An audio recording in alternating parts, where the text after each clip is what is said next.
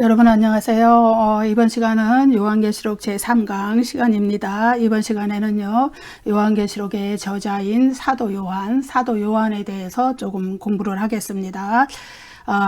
요한계시록의 저자가 사도 요한이라는 그 내적이고 외적인 증거들, 이런 것들에 대해서 조금 말씀을 드려보려고 합니다. 요한계시록의 저자는 사도 요한이라는 것이 사도 요한인데요. 사도 요한은 누구인가요? 여러분, 요한복음과 요한서신, 요한 1서, 2서, 요한 3서 그 서신의 저자이기도 하지요.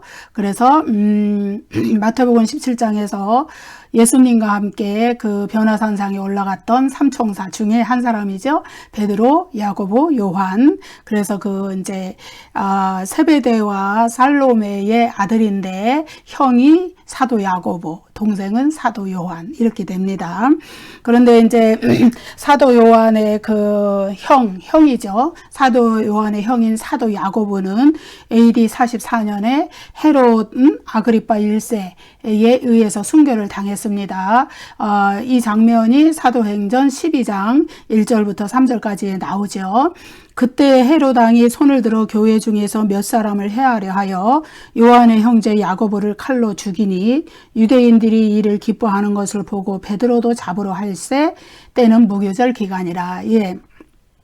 예수님이 이제 그 부활하시고 승천하시고 이제 사도들이 그리스도의 십자가와 그 부활의 복음을 막 이렇게 오순절 성령 강림 이후에 막 전파하기 시작할 때에 교회에 아주 대대적인 핍박들이 일어나게 되죠. 그때 이제 헤롯 왕이 그 유대인들이 이제 그 부활과 십자가와 부활의 복음을 전하는 사도들을 핍박하려고 할 때에 유대인들을 기쁘게 하려고 헤롯 왕이, 그래서 이제 그 정치적인 이익과 계산 때문이죠. 그렇게 해서 이제 사도들을 핍박하는데 그 중에 이제 첫 번째 희생자가 되신 분이 바로 사도 요한의 형인 사도 야고보가 되겠습니다.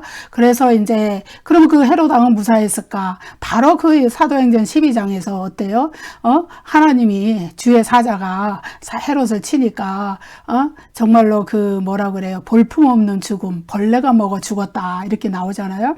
그 왕복을 입고 막 폼을 잡고 나와가지고 그 백성들 앞에서 막 연설을 하는데, 그 백성들도 그 말하자면 이제 그 통치자한테 이제 아부하는 것이죠. 아부하는 말로 이것은 신의 소리요 사람의 소리가 아니다, 막 이렇게 외쳐대니까 그러니까 헤롯 왕이 으쓱해가지고 하나님께 영광을 돌리지 않고 그 영광을 자기가 받아버렸어요. 그랬더니 이제 헤롯 왕도 주의 사자가 탁 치니까 벌레를 먹어 옛 성경엔 충이 먹어 죽었다 이랬는데, 여기 이제 개역개정에 벌레를 먹어 죽었다 이렇게 나오잖아요. 이와 같이 사도 야고보를 칼로 죽인 그 대가를 바로 그 사도행전 12장에서 헤롯 왕도 받게 됩니다. 아무튼 여러분 AD와 BC의 차이점을 아시죠? 야고보가 AD 44년에 죽었다, 순교했다 이러는데 사도 중에서 최초의 순교자가 되는데, AD와 비포의 차이는요, 예수님의 탄생을 기점으로 해서 예수님이 탄생하시기 이전에는 BC가 되고 예수님이 탄생하신 이후에는 AD가 되는 겁니다. 그래서 AD 44년이다 그러면 서기 44년이다, 이 말과 동일한 말이죠. 그래서 이렇게 인류의 역사는 바로 지금 그 전 세계적으로 서기를 쓰죠. 서기라는 그 기원력을 쓰는데 바로 예수님이 인류 역사의 중심에 서 계시다는 것을 이거 하나만으로도 우리가 알 수 있는 것이죠. 아무튼 AD 44년에 사도 야고보가 헤롯 아그리파 1세에게 죽은 후에, 순교한 후에 이제 사도 요한의 그 신상에도 변화가 생겼겠죠. 근데 이제 사도 요한이 언제 팔레스타인, 그러니까 지금의 그 이제 이스라엘 땅, 거기를 떠나서 언제 소아시아, 이 요한계시록을 쓴 기록한 장소가 소아시아죠. 소아시아 7교회. 소아시아로 이주했는지에 대해서는 정확한 이제 그 기록보다는 어떤 전승으로 이렇게 전해지는 것들이 있죠. 근데 이제 그 전승이 아주 완벽하게 일치하지는 않지만은 대략적으로 이제 또 거기에서 우리가 추론해 볼 수 있는 점은 있어요. 첫 번째 이 전승은요, AD 44년경에 헤롯 아그리파 1세에서 사도 야고보가 그 죽은 후에 바로 사도 요한이 피신해서 바로 소아시아 7교회, 소아시아 지역으로 건너가서 에베소, 서머나, 버가모, 두아데라, 사데, 빌라델피아, 라오디게아, 우리가 요한계시록 2장 3장에서 보는 그 7교회를 지도했다고 전해지는 것이죠. 바로 이주했다. 두 번째 전승은 그거 아니고 팔레스타인을 떠나서 베드로와 함께 여러 군데를 여행하면서 그러면서 이제 그 선교 사역을 계속했다. 그러다가 이제 후에 나중에 소아시아로 갔다. 이런 거. 또 세 번째 전승은 이제 유대 전쟁이 있었죠. AD 66년에서 70년. 예수님께서 그 예언했던 전쟁이죠. 돌 하나도 남지 않고 다 무너뜨려 지리라 이렇게 예언하신 그 유대 전쟁을 계기로 팔레스타인을 떠나 에베소로 이주했다고 전해진다는 것이죠. 또 이제 마지막 네 번째 전승은요, 바울을 이어서 에베소 교회를 목회하던 분이 바로 디모데였어요. 근데 디모데가 또 순교하게 되죠. 먼저 디모데가 근데 자기 생전에 AD 60년대 중후반에 노년의 마리아를 모시고 이쪽으로 와달라고 사도 요한을 이제 초청을 했기 때문에 사도 요한이 에베소 교회로 이주를 했다. 그런 말씀이 전해지고요. 그래서 디모데가 순교한 이후에 그 에베소 교회를 맡아서 사도 요한이 사역을 하게 됐다. 이렇게 우리가 보는 겁니다. 그래서 전승으로 이렇게 한 대략 4가지 정도의 전승이 있는데 이 견해가 서로 이제 뭐 완벽하게 일치하지는 않지만은 우리가 그 전승으로부터 알 수 있는 거는 뭐냐 하면은 사도 요한이 최소한 인생 후반에 한 30년을 소아시아 지역에서 사역을 하다가 그의 일생을 거기에서 마쳤다. 이렇게 우리가 알 수 있는 거죠. 예. 여기 노년의 마리아를 모시고 갔다. 노년의 마리아가 누구예요? 바로 예수님이죠. 예수님 어머님이시죠. 예수님께 이 사건이 이제 요한복음 19장에 나오죠. 요한복음 19장에 보면은 이제 예수님이 십자가에 달리셨을 때 십자가 곁에 여러 여인들이 서 있어요. 그 중에 한 분이 예수님의 어머니 마리아였어요. 근데 거기에 또 사랑하시는 제자다. 거기에 요한복음 표현은 그렇죠. 그분이 바로 사도 요한이죠. 같이 서 있었어요. 그랬더니 예수님께서 운명하시기 전에 자기 어머니에게 여자여 보소서 아들입니다. 이렇게 사도 요한을 이렇게 붙여주고 또 사도 요한에게 보라 너희 어머니다. 이렇게 해줌으로써 이제 그때서부터 사도 요한이 이제 예수님의 어머니를 자기 집에 모셨다. 이렇게 전해집니다. 그래서 에베소로 이주할 때도 그 이제 연세가 많이 드신 그 노년의 마리아를 모시고 같이 이주를 했다. 이렇게 전해지는 것이죠. 아무튼 사도 요한에 대한 이야기는 이런 것입니다. 그래서 사도 요한은 이제 AD 70년에서 98년 그 어간에 그 중에 어느 기간 대략 이제 90년 이후라고 봅니다.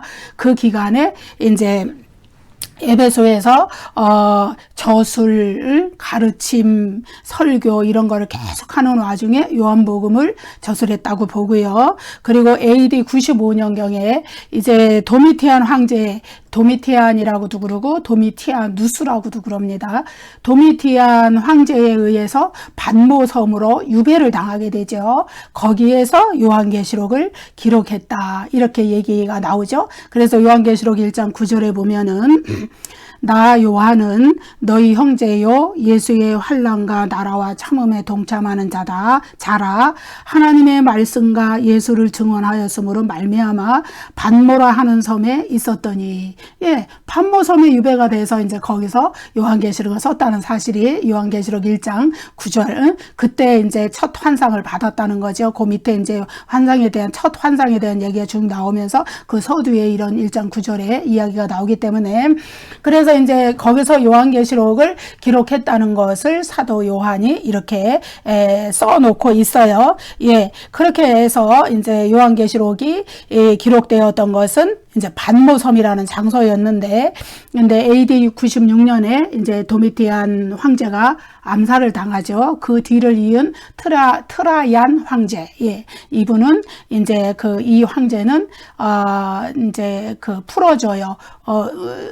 사도 요한을 풀어줬기 때문에 사도 요한이 이제 에베소로 돌아가서 거기에서 그의 여생을 마쳤다. 이제 이런 이야기가 있습니다. 요한계시록에서 사도 요한은요, 요한이라는 이름을 4군데에서 밝힙니다. 계시록 1장 1절, 1장 또 4절, 1장 9절, 또 마지막에 22장 8절 이렇게 4군데에서 밝혀요. 그 부분을 읽어볼게요. 1장 1절. 예수 그리스도의 계시라. 이는 하나님이 그에게 주사 반드시 속히 일어날 일들을 그 종들에게 보이시려고 그의 천사를 그 종 요한에게 보내어 알게 하신 것이라. 예수 그리스도의 계시를 천사들을 보내서 요한에게, 하나님의 종 요한에게 알게 했다 이거예요. 또 1장 4절. 요한은 아시아에 있는 7교회에 편지하노니, 예, 소아시아 7교회에 편지를 보낸 장본인 바로 사도 요한이죠. 그 다음에 1장 9절은 아까 살펴봤고요. 22장 8절. 이것들을 보고 들은 자는 나 요한이니 내가 듣고 볼 때 이 일을 내게 보이던 천사의 발 앞에 경배하라고 엎드렸더니, 이렇게 나오죠. 이것들을 보고 들은 자, 요한계시록에 계속적으로 나오던 그 환상, 그것을 보고 들은 자는 바로 나 요한이다, 그 말이에요. 예. 그래서 이렇게 요한계시록의 저자가 사도 요한이라는 것을 자기 자신이 밝혀주고 있는 것입니다. 요한이라는 이름을 이렇게 자기가 쓴 이게 이제 요한계시록이 제가 뭐라 그랬냐면은 묵시문학이면서 예언서이면서 동시에 서신서다 이랬죠. 그 문학적 장르가 3가지에 해당이 된다고 그랬습니다. 근데 이제 이런 서신서, 예언서에 자신의 이름을 이렇게 밝혀놓은 것은요, 이거는 묵시문학의 특징입니다. 여러분, 예전에 묵시문학이라는 것이 있었는데, 이것도 이제 제가 이제 한 2-3시간 후에는 또 묵시문학에 대해서 말씀을 드릴 이제 강의를 이제 하겠습니다. 따로 구별해서. 근데 이제 그 묵시문학의 특징 중에 하나가 뭐냐 하면은요, 이름이 나오는 거예요. 묵시문학의 하늘 여행을 하는, 그래서 그 묵시문학 저자의 이름을 밝혀놓는 거예요. 근데 사실은 그것이 예를 들어서 그 묵시문학의 저자의 이름이 이제 거기에 누구 예컨대 다니엘이라고 나온다. 그러면은 우리 성경 다니엘 말고요. 묵시문학 다른 얘기라는 겁니다. 나온다 그러면은 그 이름은 실제로 그 책을 쓴, 그 묵시문학 작품을 쓴 저자의 실제적인 이름은 아니에요. 성경 인물 중에 유명한 인물의 이름을 따서 그 안에 그 주인공으로 저자로 이렇게 자리매김을 해놓는, 예, 익명의 저자가 자기의 가명을 써서 묵시문학에 그 저자처럼 이렇게 이름을 써놓는, 예, 그러한 특징이 있어요. 묵시문학이라는 것이. 그런데 요한계시록은 사도 요한은 직접 자기의 이름을 써놔요. 이게 묵시문학과 약간은 다른 점이지만 어쨌든 그 이름을 기록해 놓는 것은 묵시문학의 특징이라는 이야기입니다. 저자인 사도 요한이 자신의 이름을 요한이라고 이렇게 이렇게 4번씩이나 이렇게 밝혀준 것은 뭐냐 하면은 자기가 이렇게 쭉 지금 성령의 감동으로 하나님께 받아서 기록해 놓은 하나님의 계시로서의 이 환상, 이 기록들이 다 증거한 자가 바로 나 사도 요한이다. 증거자의 그 신분을 밝히기 위해서 이렇게 4번이나 써놨다고 봅니다. 하지만 이제 요한이라는 이름이 요한계시록의 서두와 말미 여기에만 나오죠. 1장과 22장 여기에만 나오죠. 여기에만 나오고 가운데 환상이 시작돼서 첫 환상이 시작돼서 마지막 환상이 끝나는 그 시점까지 그 안에는 이제 요한계시록의 몸통이거든요.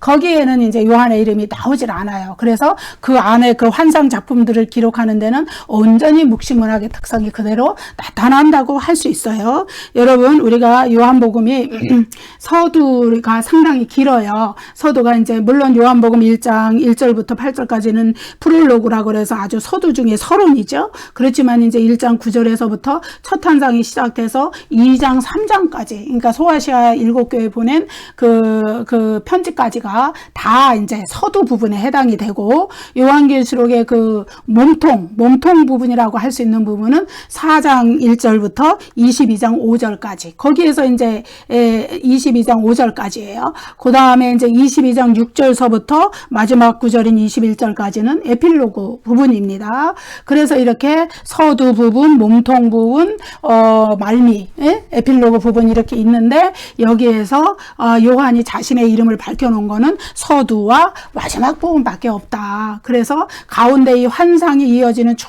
몸통 부분에는 어떻게 해요? 요한의 이름이 거론되지 않는다는 점에서 묵시문학의 특성을 그대로 드러내고 있다는 것을 익명의 저자가 이제 자신의 이름을 이렇게 드러내는데 그 익명성이 그대로 나타난다는 것을 우리가 볼 수 있습니다. 자, 하지만 사도 요한이 자신을 사도 요한이, 나는 사도 요한이다 이렇게 명확히 말하지 않고, 계시록 1장 1절에서는 그의 종 요한, 또 22장 9절에서는 형제 선지자들 가운데 하나다, 천사의 말을 빌어서 그렇게 표현을 하거든요. 이렇게 표현을 하기 때문에 요한계시록의 저자가 사도 요한이냐 과연, 이거에 대한 논쟁들이 초대 교회에, 그러니까 정경으로 확립되기 이전에 조금 다소간 있었어요. 그래서 뭐 장로 요한이다, 마가 요한이다, 또 다른 이름을 가진 또 다른 요한이다, 이런 이제 논쟁들이 거론되어 왔었어요. 하지만 대부분의 학자들이 사도 요한의 저작이라는 걸 그 당시에도 인정을 하고 있었지만은 이제 몇몇 이단성을 가지고 이렇게 사도 요한의 저작서를 부인했던 사람들이 있었죠.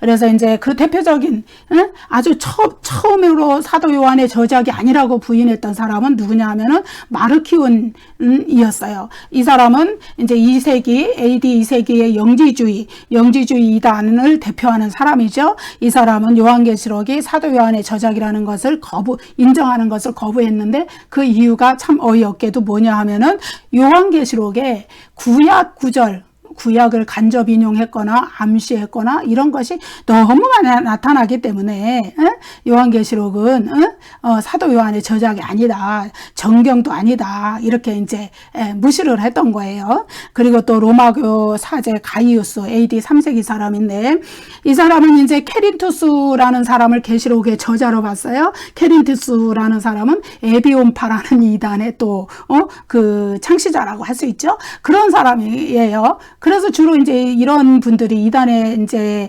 관련된 분들이 이렇게 사도 요한의 요한계시록의 저자라는 것을 이렇게 이제 인정하기를 거부했다, 이렇게 보게 되고, 하지만은 이제 또 정통 교단에 속한 알렉산드리아의 감독 디오니시우스, 이 사람도 AD 3세기 사람인데, 이 사람도 사도 요한이 요한계시록을 썼다는 사실을 아주 논리를 들어서 반박했던 사람이죠. 그 사람이 말하는 거는 요한계시록이 요한복음, 요한서신과는 전혀 다른 구조를 가지고 있다. 또 요한복음, 요한서신은 아주 세련된 헬라어 문체로 쓰인 거와 달리 그 요한계시록은 부정확하고 투박한 헬라어로 기록되어 있다. 예? 이렇게 주장을 했던 거예요. 하지만 그 디오니시우스도 요한계시록이 거룩한 책이고 하나님의 성령의 영감을 받아서 기록된 책이라는 자체는 인정을 했어요. 그렇지만은 요한계시록의 저자가 사도 요한은 아니다 이렇게 주장했던 겁니다.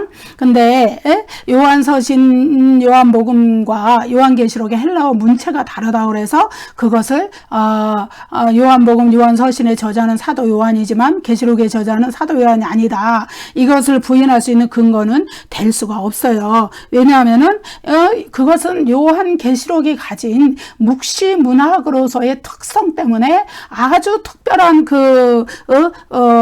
뭐라 그럴까 특징적인 문체를 가지고 있기 때문에 그런 것이지, 그것이 요한복음과 요한서신과의 전혀 다른 그것을 가진 건 아니에요. 그리고 요한복음과 요한서신은 교훈적이고 역사적인 내용들을 기록한 것이에요.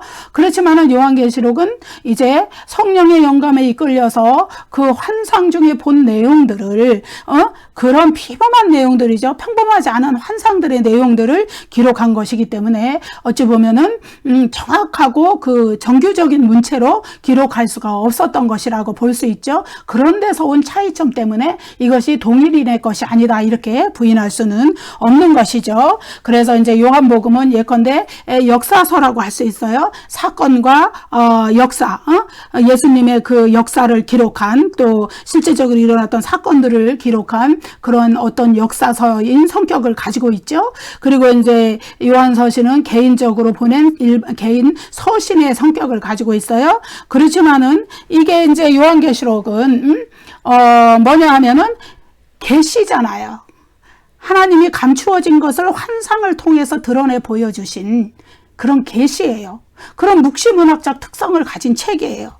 그렇기 때문에 아주 영혼의 깊은 내적 감동, 성령의 감동, 경이로움, 황홀경의 상태, 그런 상태에서 환상을 보고 기록한 요한계시록의 문체가 요한복음과 요한서신은 아주 정리된 그런 문체이겠죠.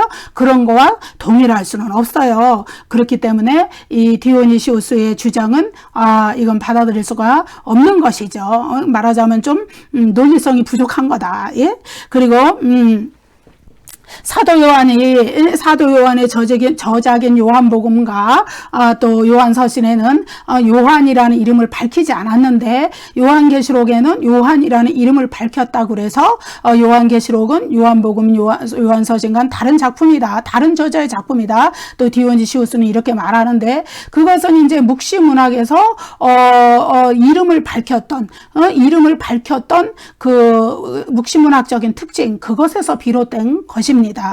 예. 그리고 또 디오니시우스가 한 가지 얘기하는 건 요한계시록에서 요한이 자신이 사도라는 것을 밝히지 않았다는 거예요. 요한이라는 이름만 써놨을 뿐이지 사도 혹은 목격자 뭐 이런 점을 밝히지 않았다는 것에서 이것은 사도 요한의 작품이 아니다. 사도 요한이 쓴 성경이 아니다. 이렇게 하는 것이죠. 하지만 사도 요한이 자신을 요한이라고만 밝히고 사도라고 이렇게 밝히지 않은 이유가 있어요. 그 이유는 뭐냐 하면은요, 사도 요한은 이미 그 반모섬에 유배에 가기 전에 소아시아 7교회를 이렇게 돌아가면서 목회하던 순회 전도자였고, 그리고 뭐 했냐면은 하나님의 계시를 선포하고 환상을 보고하는 보고 이렇게 알린다는 얘기예요. 환상을 알려주는, 하나님의 계시를 받아서 그 환상을 알려주는 선지자로 이미 소아시아 7교회를 순회하면서 사역을 했기 때문에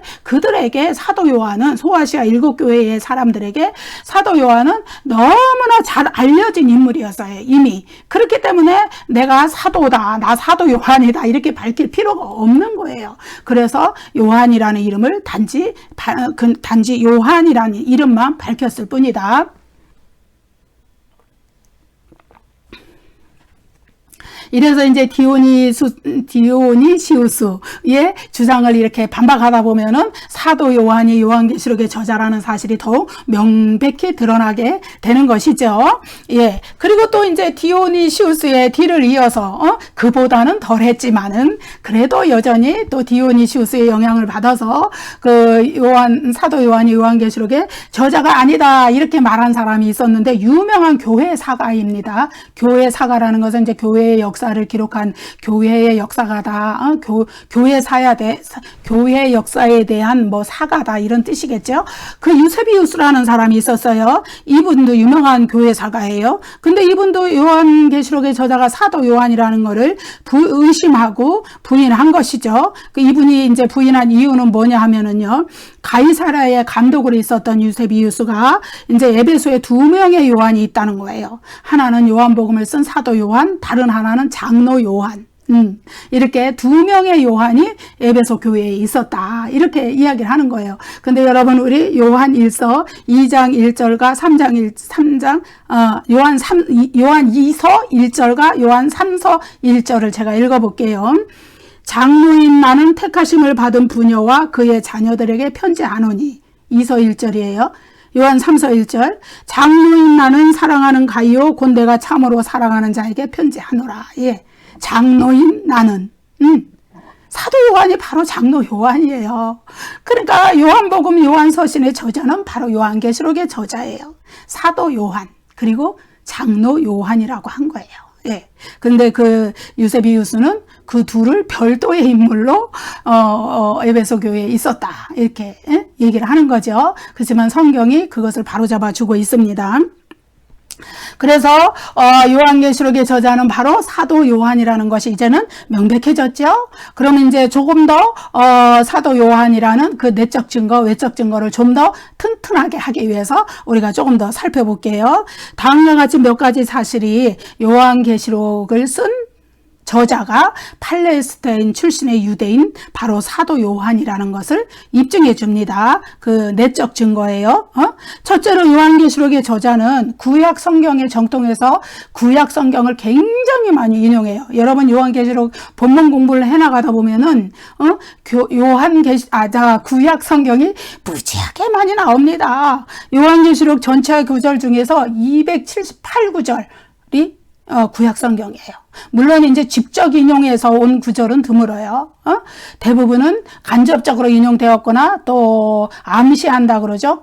이제 암시한다는 거는 그 내용이 반영되어 있다는 거예요. 구약 성경의 내용이 그런 형태로 들어와 있는데 이것은요 전체 바울 서신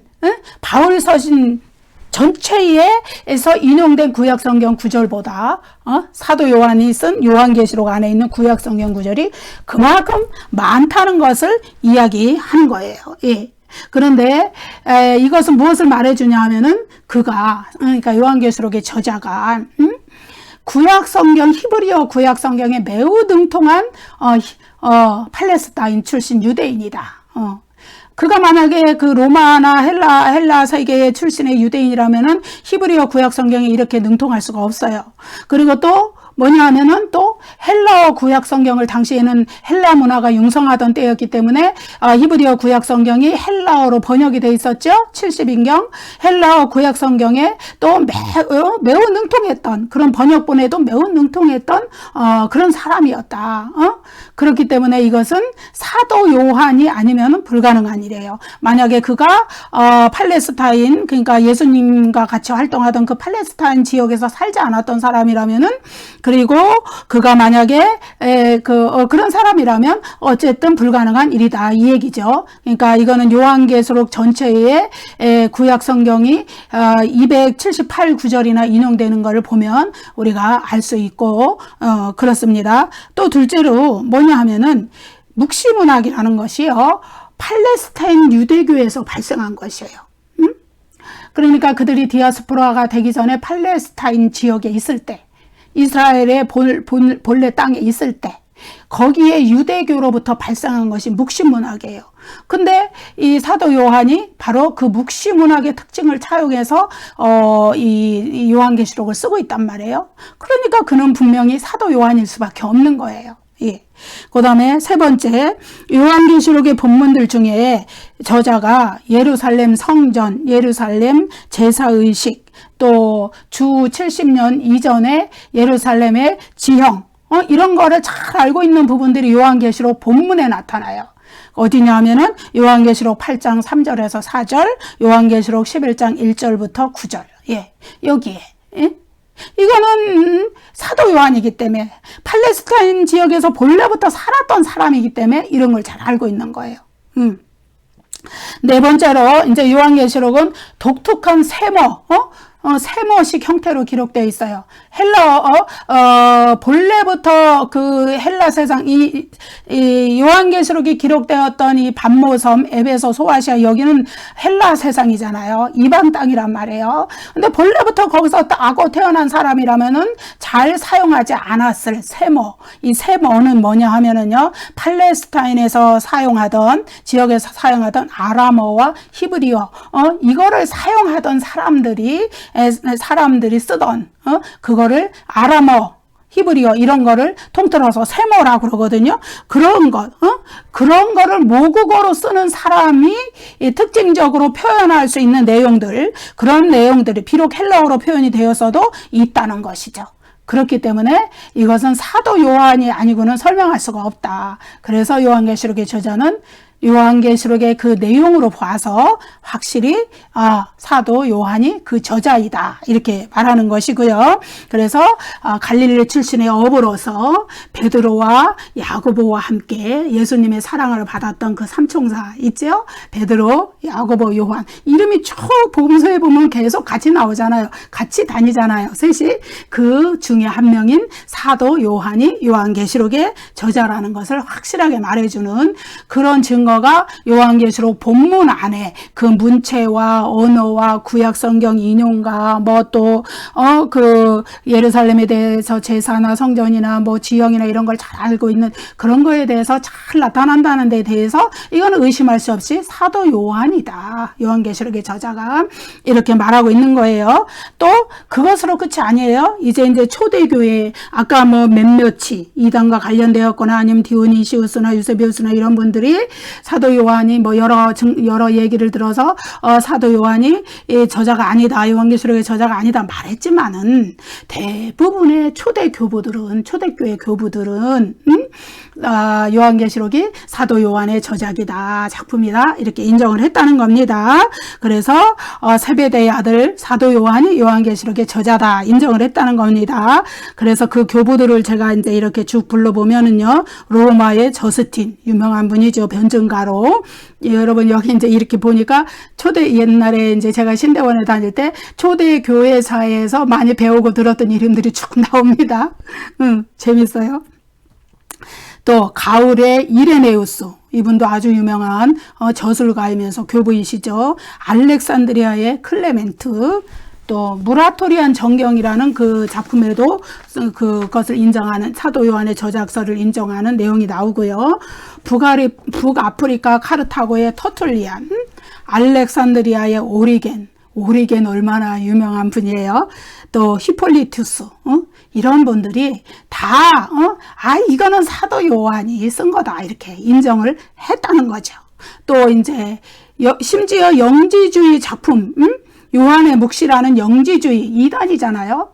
이단 작품에서도 요한계시록의 저자는 야고보의 형제이고 세베대의 아들인 사도 요한이다 이렇게 인정하는 글이 있고요. 또 이제 외경, 위경 그러죠. 정경이 아닌 외경, 위경.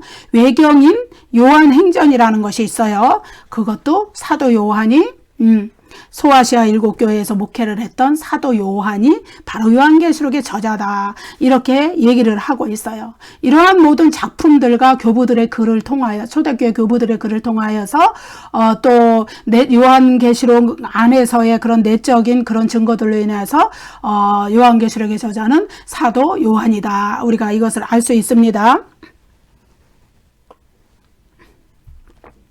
디오니시우스 이래로 동방교회에서 요한계시록이 사도 요한의 저작이다 아니다 이런 논란이 이제 이렇게 이어지기는 했어요. 그렇지만 이제 그것이 마침내 종결이 될 때가 옵니다. 4세기 말에 오게 돼요.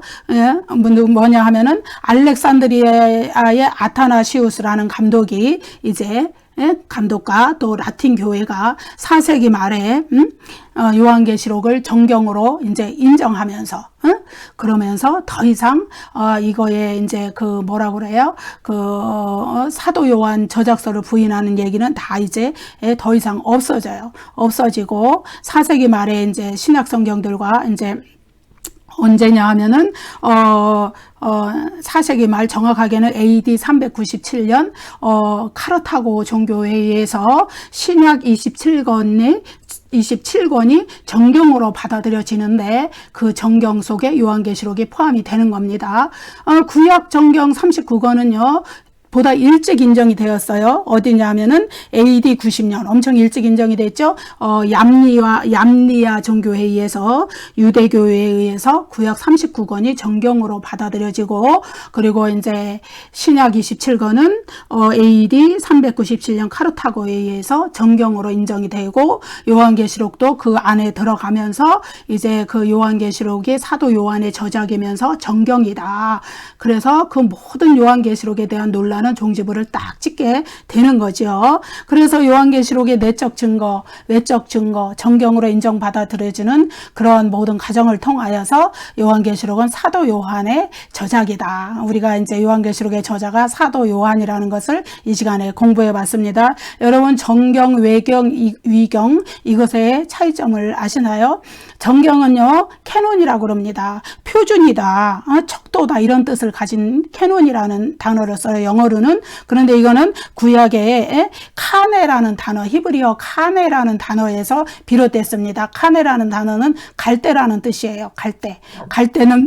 갈대라는 것은 그때 고대 근동 지역에서는 무엇을 이렇게 측량할 때 측량하는 도구, 그런 거예요. 그런 걸로 사용이 되었던 거예요. 그래서 거기에서 유래해서 표준, 척도 이런 의미를 가지게 되었고 그것이 이제 캐논이라는 단어로 발전을 했는데 이거는 뭐냐 하면은 신앙의 표준으로 삼는 믿는 자들이 신앙의 표준으로 삼는 표준 성서다.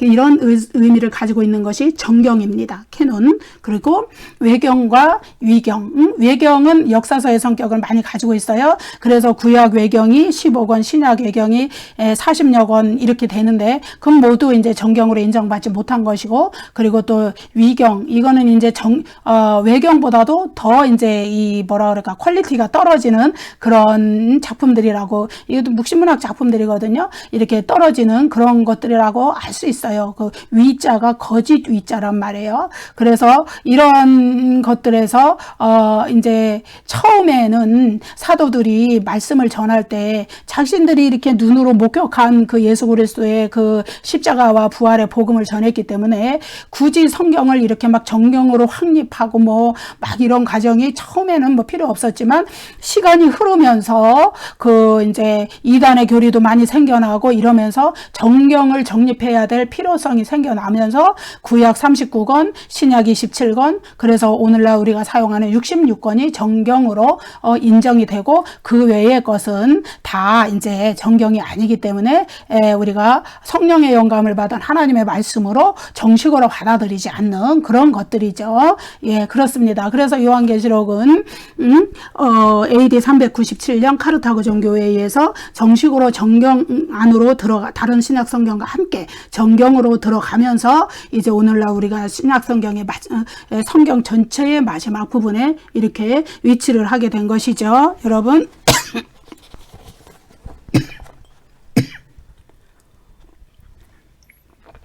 제가 이제 며칠 전부터 기침이 났는데 강의할 때 기침 나지 않게 해달라고 그랬는데 마지막에 납니다. 기도하겠습니다. 은혜로우신 우리 아버지 하나님, 주님의 은혜를 감사합니다. 주님, 이번 시간에는 우리가 요한계시록의 저자 사도 요한에 대해서 배워봤습니다.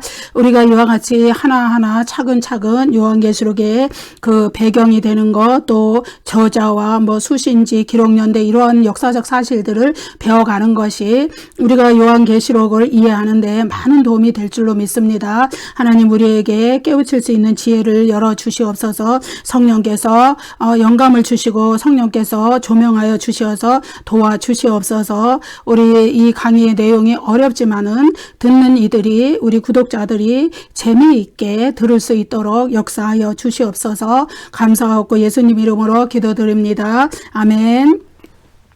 아멘. 감사합니다, 여러분.